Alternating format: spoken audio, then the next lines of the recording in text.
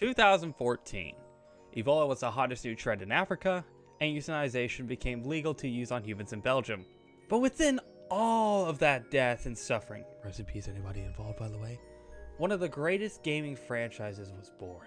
Five Nights at Freddy's, released in August of 2014 by an indie developer who had nothing left. The franchise has taken off with multiple successful games throughout the years and even has multiple books written and a movie in the works. Popularity was at a high peak in 2014 and even led to a sequel just a few months later, which I would say is probably the best original FNAF game of its time.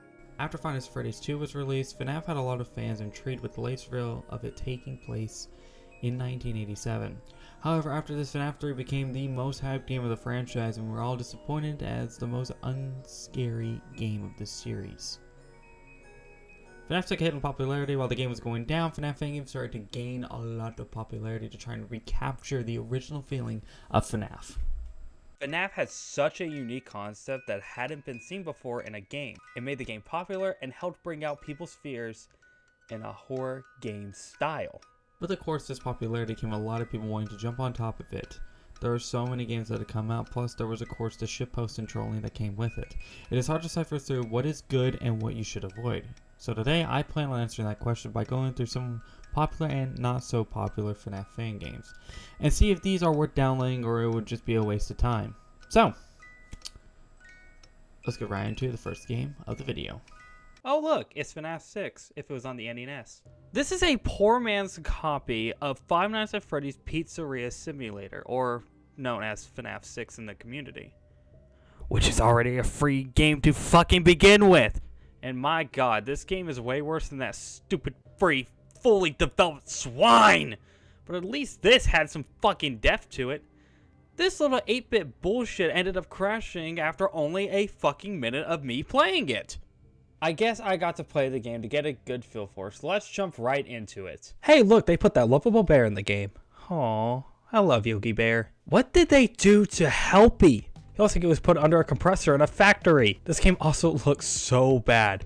Why is the text box so big? It covers half of my tiny pizzeria. Well, I guess I need to put down some tables so that the kiddies can eat their slop. The game is also telling me I can flip the table, but no matter how hard I fucking try, the table just won't flip! Oh, my first customers. I hope they like the food. What do you mean it tastes rushed? I put so much effort into the food by just placing a table. Alright, fine. I guess I'll go to the shop and buy some very delicious looking beef. While we are at it, let's get mustard so we can make some delicious mustard pizza. Ooh, we got some games. Let's get a ball pit in a box and some nice air hockey. We also need to get some employees, so let's go on and hire someone. What do we want? Well, damn, $97 a day seems like much for a pizza place. But not here at Erectus Pizza. So, Steven, you are hired! Anyways, I went and clicked on my inventory and then went to go back to my pizzeria, and then the game just shut a fat one on me and closed. So yeah, I'm doing pretty fucking great right now. Yeah, that game was pretty awful. So, let's jump into the next game. This isn't so much of a fan game, but a fan did remaster the entirety of the first game. So, yeah, let's see what Five Nights at Freddy's could have been to begin with. Okay, presentation-wise, this already looks amazing. The newspaper has been remastered, and even when I loaded in, I was blown away with how good the game looks. It shows where the game should have been to start. Alright, everyone be quiet. It's time for Phone Guy to say his iconic lines. Oh, the game froze. Which killed Phone Guy, apparently. But other than that little mishap, the game still looks amazing. Even the models of the animatronics look good and are based off the original design. The pizzeria even has some good details in it. Not a single ounce was wasted when creating this masterpiece of a remaster. The office panning is very smooth and fluent, along with the detail of the light flickering makes this game feel very authentic. Oh god, why are you staring at me like that? This part of the game makes everything worth it, as it's a very good detail to add in, making the possessed feeling very real.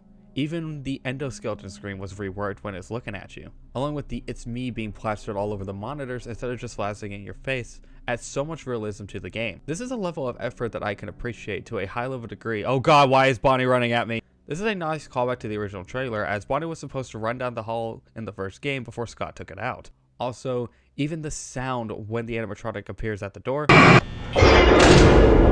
it had been made even more scary in a more fight or flight inducing sound effect.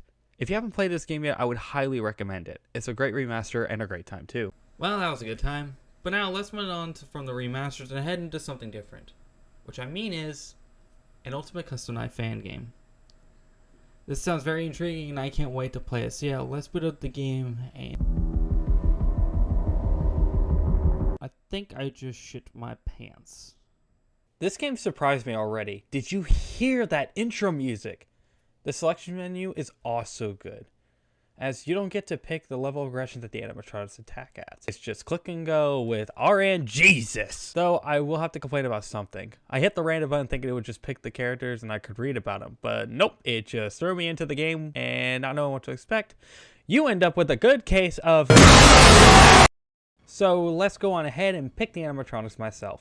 I ended up picking the Able Sisters and Foxy's cousin, Disowned. Being able to know what the animatronics do helps you look at how the game runs and looks. I got to say, this game looks pretty good, and honestly, it looks like this game could come at a pretty good price at Steam. Thankfully, it's free, so I would review it without kicking myself in the groin. The models look good, and even the Disowned Fox's game is very unique to what Ultimate Custom Night brought.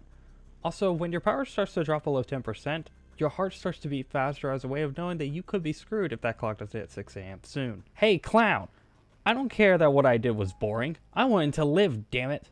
There's not really much I could say other than that this game is challenging in some places, and if you want a good challenge, then this game is the right one for you. Now, moving on to the next part of the FNAF fan games, have you ever wanted to control some of the animatronics? Be on the other side of the battle?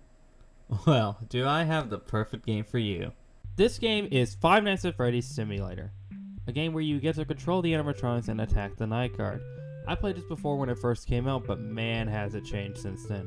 Already first impressions of the game are very high, as the menu is one of the best ones I've seen out of all of the fan games I had played for the video. The selection screen is very fluent, as it shows a lot of the plans for the game and what is available to unlock as you play the game. Enough chit chatting, let's go on ahead and pick the very lovable Freddy Fazbear. Once loading in, you are already blown away with how good this game runs and looks. Freddy's movement is very smooth and robotic, which I think some games really get wrong whenever they try a gameplay style like this. The gameplay mechanics are simple. You need to reach the night guard without being spotted at the doors and him closing you off. You can't leave the room that you're in when the cameras are up, and all animatronics have their own special ability to either get them closer to the night guard or get rid of the awareness that makes the night guard move and work faster, which makes it harder for you to reach the room and attack him. Once you reach the night guard, you are met with a jump scare, which in my opinion, they are pretty okay. I get that this game really isn't supposed to be terrifying. It's more of a strategy game with an objective to reach under a certain time limit. You can indeed freely roam the pizzeria and have a look around with how good the textures look and the detail on making these animatronic point of views very authentic. I mean hell, Bonnie has a consistent red aura on his face as it was removed in FNAF 2. This is a level of commitment that should be praised when it comes to a game like this. I really only have one complaint about this game, and that is FNAF 3. The level opens up to a very cool sequence as Springtrap is finally waking up, and his minigame from when he gets hit with an audio sequence is a nice touch. However, it can become very annoying when you get it back to back consistently. Also, Plushtrap is fairly poorly designed. You can't get close to the night guard whenever he's off the cameras, but when you do, you have to wait for him to pull the cameras down, which at that point, Plushtrap's time limit then runs out and you're stuck having to traverse slowly, and if you get caught, you get sent back immediately without any audio lures to stray you away. Yeah, you get caught and you just teleport back to the center of the map, which is fine in the first two games as is how the mechanics work. But with FNAF 3, you had to lure him away from you so that you don't get jump scared. Along with the fact that you get stuck in the vents, which should be one of the best ways to get to the night guard. Don't let these negative comments keep you away from the game though, as it's a very good time and probably the most time I have spent in a game for this video. Well, that was fun, so let's go on ahead and calm down from trying to survive 5 nights, and let's just try to survive 1. I'm not kidding. This is actually happening. One Night at Flumpty's is a very cartoon-style Five Nights at Freddy's. It's very violent as well, even has a beaver taking a shit. Flumpty kidnaps a person because he felt like it. Oh! Well, this little cartoon egg has some dark secrets. Also, this phone call... Hi, I'm Flumpty Bumpty. I'm an egg. I'm immune to the plot and I can transcend time and space. Also, I'm coming after you. You can figure out the rest. Have fun. It's very informative. It really just leaves you there to fucking rot and die. Flumpty, this boiled egg with a face, is a psychopath. Has nobody tried to stop this fucker from doing what he wants? The rules are simple for this game. Watch out between the two doors for eggs, Benedict, and Tiny Box Tim. Look out for Alvin the Chipmunk for when he leaves the toilet, and that's it. I am serious when I say that this game takes so long to do since it's one night, and I was just on autopilot for the majority of this game. What really killed the move for me was this jump scare. I get the game as a joke, but damn, that was just a no. This game over screen, though, is disturbing at least. We having some fried eyeballs for dinner? We are now moving on to a game that I had played and completed before. This game isn't as popular as most of these games are, but it became a godsend to me whenever I played it.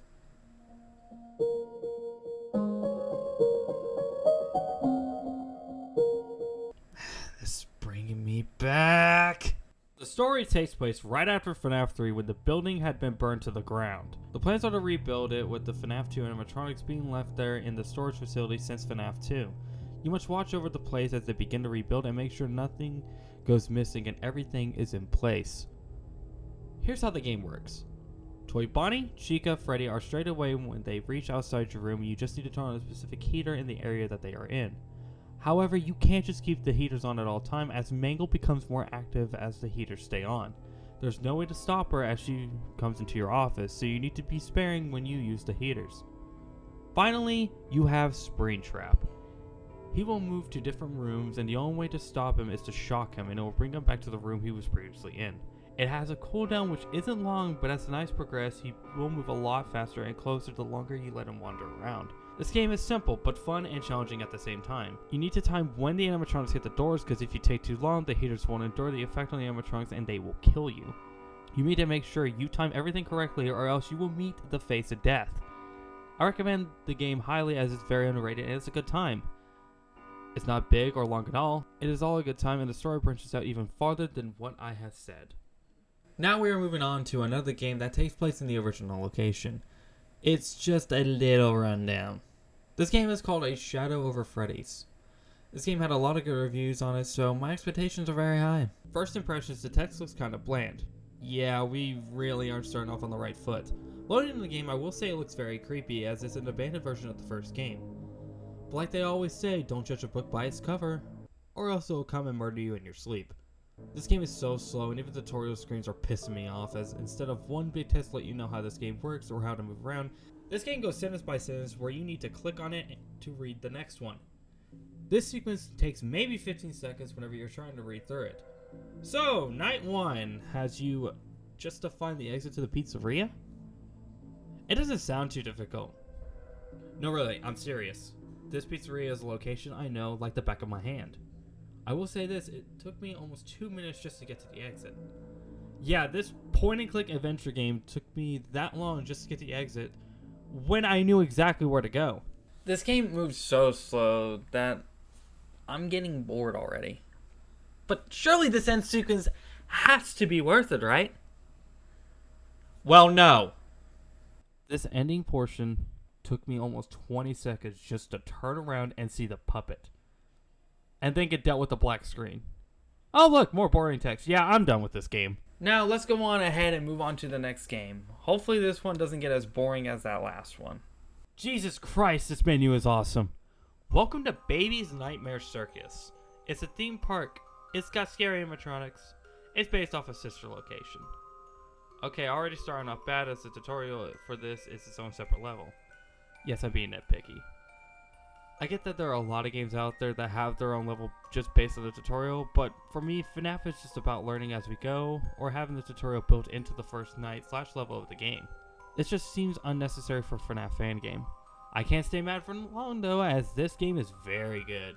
The first level in general gives you so much to do to keep your eye on, which helps you not get bored throughout the night as you're trying to learn timings of certain things and having to implement time management on the fly.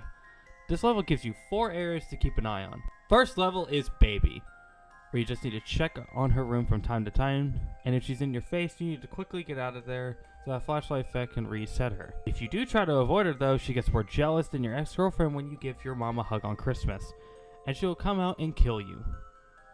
Next, it's the Bitty Babs. You need to keep them in place by dropping by and hitting them with your flashlight to keep them at bay.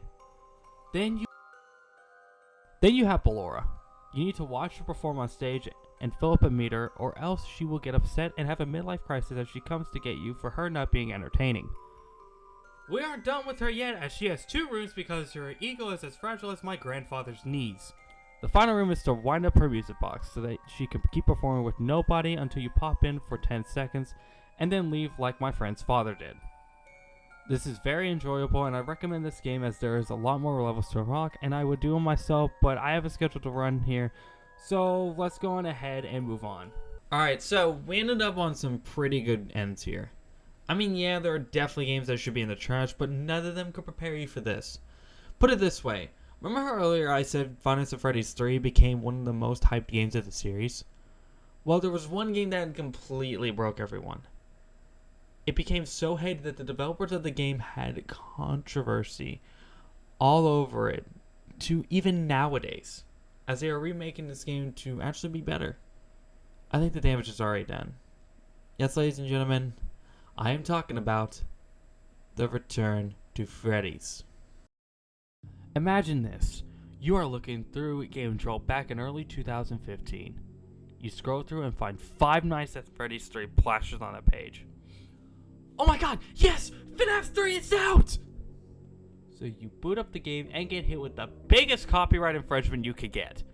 This game used to be named Five Nights at Freddy's 3, but finally was changed after some threat of a lawsuit from Scott Cawthon to The Return to Freddy's.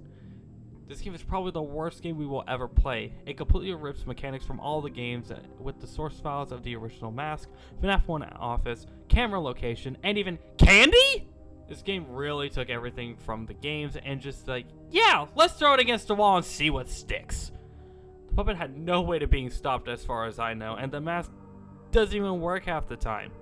This is making me angry, and I'm hard stuck Iron and Valorant. I'm done with this game. Like, this game made me mad whenever it first came out, and now I'm getting even more pissed off. I can't even speak proper sentences. Now, while we're on the topic of copyright infringement, let's go and play a game on Disney's Lost Treasure Island. I'm not kidding whenever I say this. Five Nights at Treasure Island is a game where you are a night guard to watch over a storage facility filled with costumes of the lovable Disney characters. Mickey Mouse, Donald Duck, Goofy, and best of all, Alex's mom. This is a complete full-on experience in the world of Disney. You think this would be a funny little game that it really isn't that scary, but I dare to correct you, as this has to be a terrifying experience for anyone involved. I mean, the characters are costumes, not animatronics. They are possessed costumes with no human beings in them. I will say that this game has a unique way of handling itself.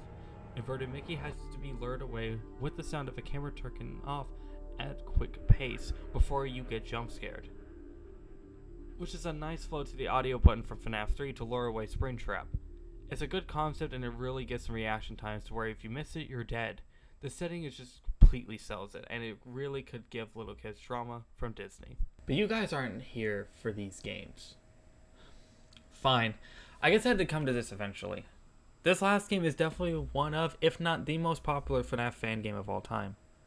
Yes, guys, I'm talking about Five Nights at Candy's. For this video, I'm going to be using the remaster version because it looks nicer and it's the same game with some bug fixes from the original.